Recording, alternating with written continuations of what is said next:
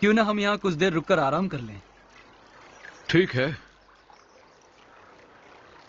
यहाँ पानी की गूंज सुनाई दे रही है। यह जगह काफी मुनासिब है। वाकई जगह तो काफी मुनासिब लगती है। आओ।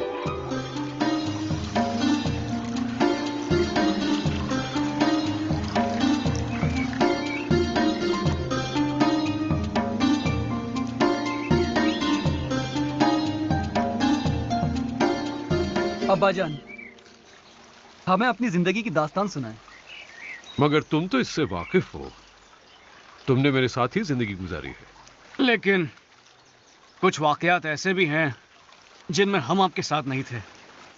ठीक है, मैं शुरू से सुनाता हूं।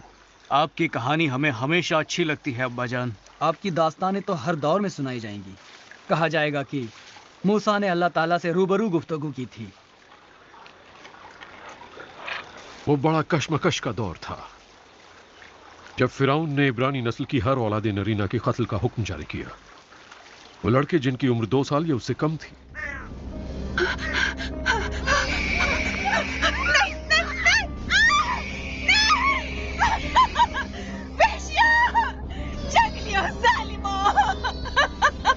याद रखो, तुम मुझसे एक बच्चा छीनोगे तो मैं 10 को जन्म दूंगी।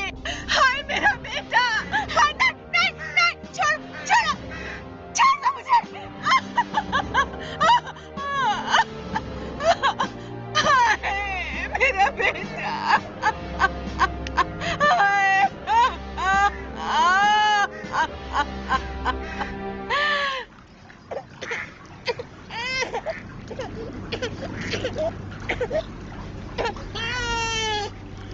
ओह अम्मा जान, मैं जानती हूँ कि इससे आपका दिल बहुत फट रहा है।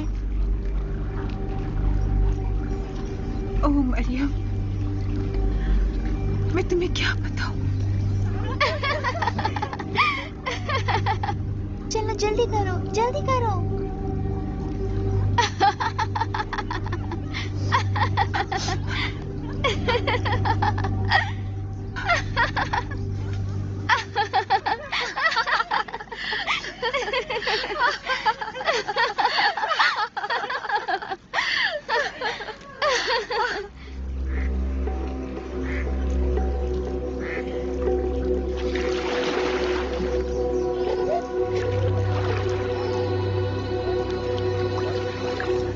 ये आवाज कैसी है?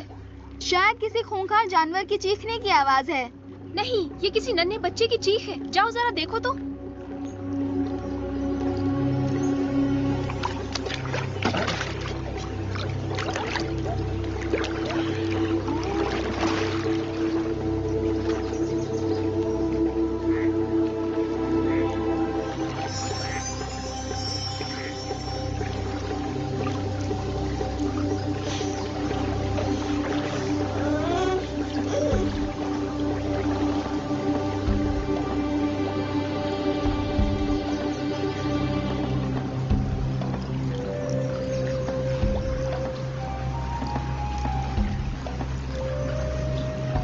शहजादी साहिबा, ये एक इब्रानी बच्चा मालूम होता है। देखिए तो।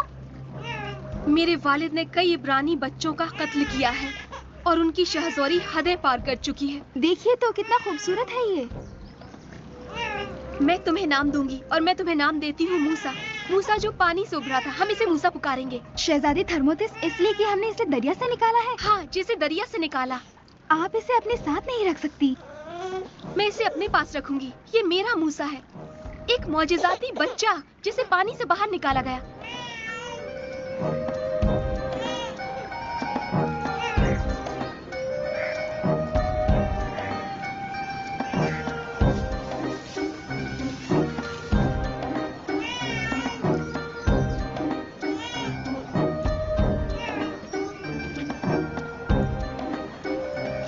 अरे प्यारी बच्ची, यहाँ आओ।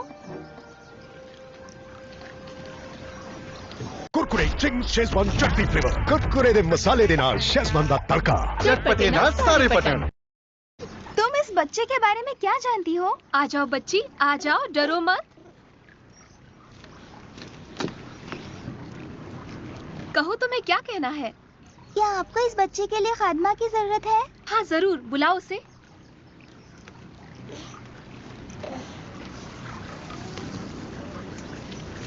शहजादी साहिबा, आप इस बच्चे को आलिजा फिरौन आजम की नजरों से नहीं बचा पाएंगी। मैं इसे छुपाऊंगी नहीं, ये मेरा बेटा है मूसा। इस मौजिजाती बच्चे को नील जैसे हयात बख्श दरिया ने मुझे दिया है।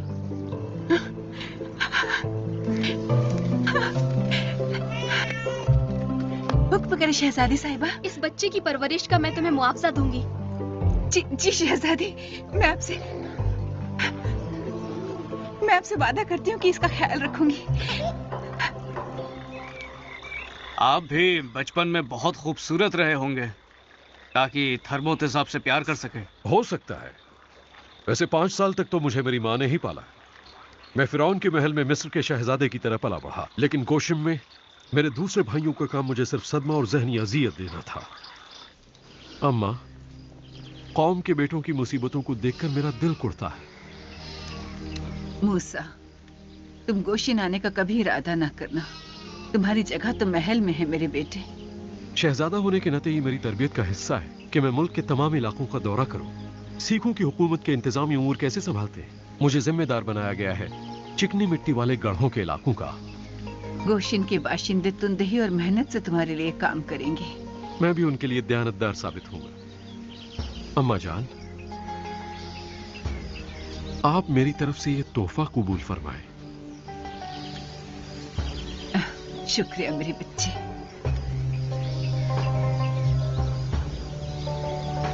तुम्हारे साथ ये कीमती लम्हात गुजारते हुए मुझे जुर्म का एहसास होने लगता है। अम्मा, आप इसका बिल्कुल ख्याल न करें। हो सकता है अल्लाह ताला ने तुम्हारे लिए कोई अहम काम सोच रखा हो। अल्लाह ने मुझे एक ऐसा बेटा अता किया है जो मिस्र के फरमानरवा खानदान के घर का शहजादा है।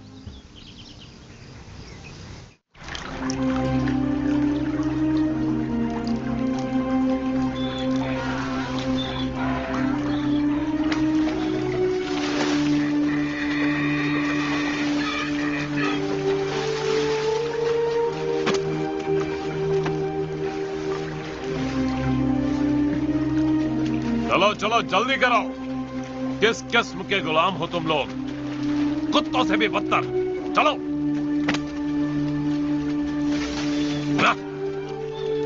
चलो जल्दी करो। हाथ चलाओ अपने।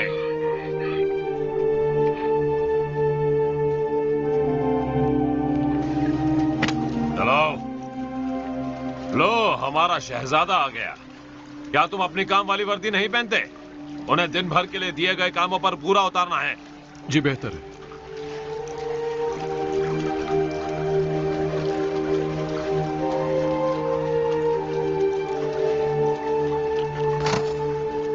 आओ काम पर लग जाए।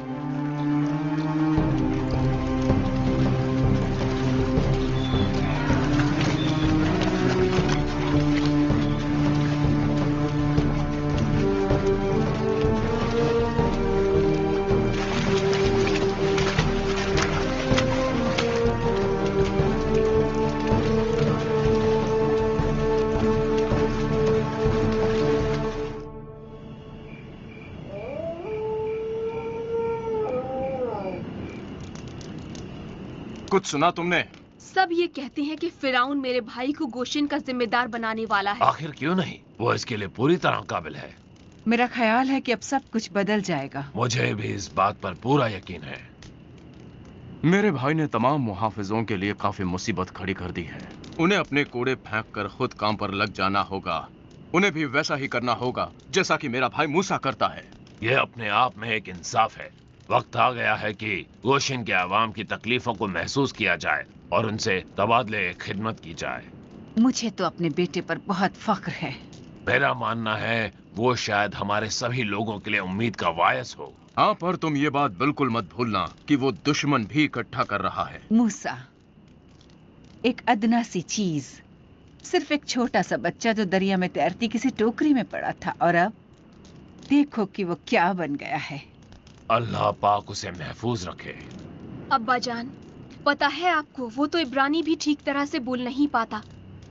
वो तो आपकी सोच से भी ज्यादा मिस्री है, और फिराउन का गोद लिया बेटा भी। इसके बावजूद वो इब्रानी भी है और हमारा बेटा भी।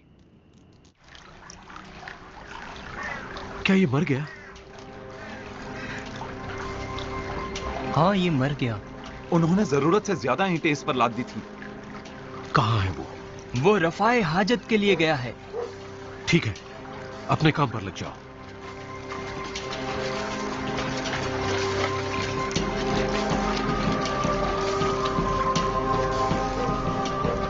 मेरे किसी आदमी को कोड़े से मारने की कोशिश न करना, समझे तुम?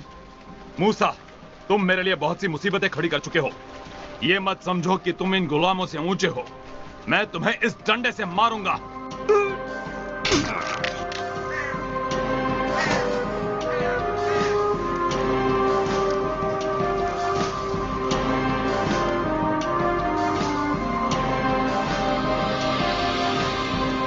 ये क्या हो गया?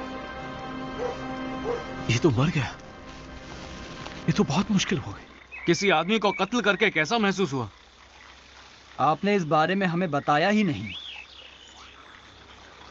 जब मुझे अपनी नाकाबिल तलाफी गलती का एहसास हुआ, मैं शदीद ज़हनी अजियत में रोता रहा और मेरी रूह इस एहसास गुनाह में मुब्तला रही। क्या आपको अपने किए पर अब भी शर्मिंदगी होती है? एक मिस्री के पीटने से एक बूढ़ा मर गया। काश कत्ल करने के सिवा कोई और रास्ता होता। हो सकता है कि वो वाकया हमारी बेहतरी के लिए हुआ हो। कत्ल में कोई बेहतरी नहीं होती बेटे। फिर उसके बाद फिरौन ने क्या किया? उसने चारों तरफ अपने सिपाही दौड़ा दिए। उसे मेरा सर चाहिए था।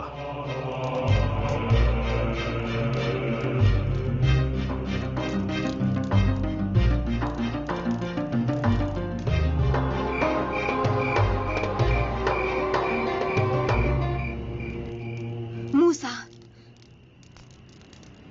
तुम यहाँ क्यों आए हो? इस तरह वो लोग हम तक पहुंच जाएंगे। बस कर मरियम। मूसा, तुम ठीक हो ना? हाँ, ठीक हो। तुम्हें जाना होगा मूसा। तुम्हारे साथ हम सब यहाँ खतरे में हैं। पूरा महल दीवाना वार उस कातिल की तलाश में है जिसने उस मिस्री का कत्ल किया। फिरौन तुम्हारा सर चाहता है। आज मुझसे गुनाह हो गया है। मैंने एक इंसान को मार डाला। मूसा, तुम्हें फौरन मिस्र छोड़कर चले जाना चाहिए और तुम मेरे बेटे के जाने का इंतजाम करो। तुम्हें अब जाना चाहिए मेरे बेटे। मुझे अफसोस है कि मैंने आप सबको खतरे में डाल दिया। हाँ मूसा, तुमने हमें सख्त खतरनाक हालात में ला खड़ा किया है। मैं बेहद माफी चाहता हूं। वो एक बूढ़े मजदूर की पिटाई कर रहा था, मुझसे बर्दाश्त नहीं हुआ। तुम मुझसे क्या चाहती हो मरियम? इसकी सख्त मिजाजी ने ही इसे ऐसे हालात में ढकेला है। तो क्या? मेरे करीब आओ।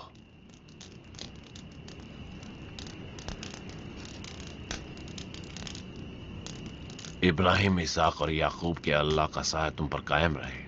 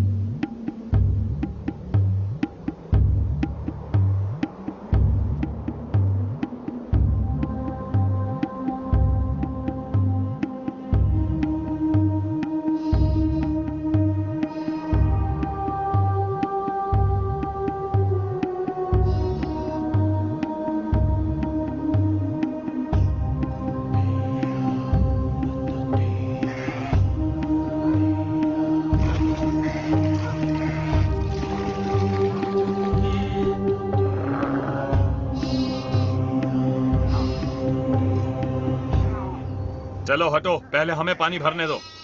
आओ सफूरा, हम इनको बाद में पानी देंगे। क्यों तुम हमेशा अपनी टांग अड़ाते रहते हो? चले जाओ यहाँ से। सफूरा, हाँ? तुम मुझसे हाँ कब कहोगी? हाँ, कभी नहीं कहूंगी। तुम कभी मुझसे ये नहीं सुन सकते इश। सफूरा, इस दुनिया में मैं ही वो वाहिद शख्स हूँ जो तुम्हें पाल सकता है। तुम इसे पालना कहते हो? यहाँ से चले जाओ छोड़ दो इश। उसे, उसका रास्ता छोड़ दो। मैं नुकसान नहीं पहुंचाना चाहता, मैं सिर्फ खेल रहा था। वो जानती है कि मैं सिर्फ उसके साथ खेल रहा था। दफा हो जाओ।